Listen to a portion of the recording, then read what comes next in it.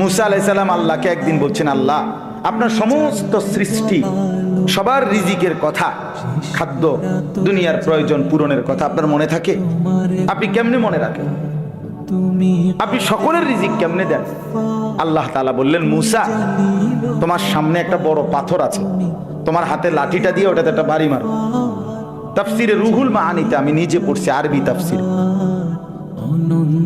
মুসা আলাইহিস সালামকে আল্লাহ বললেন এই পাথরটার মধ্যে লাঠি দিয়ে আঘাত কর। মুসা আলাইহিস সালাম আঘাত করলেন, লাঠির একটা পাট মানে একটা অংশ পাথরের ভাঙ্গা পড়েছে।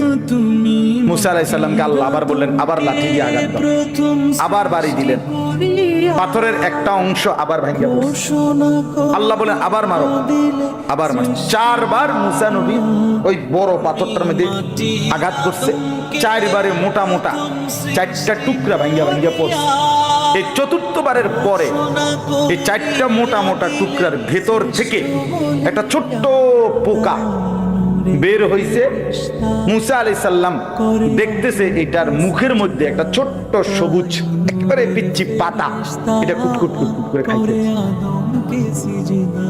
আল্লাহ তাআলা বলছে, মুসা বুদ্ধুর কান লাগাইয়া শোনো ওই পোকাটা কি করে, তুমি বুঝবা কব, শোনো।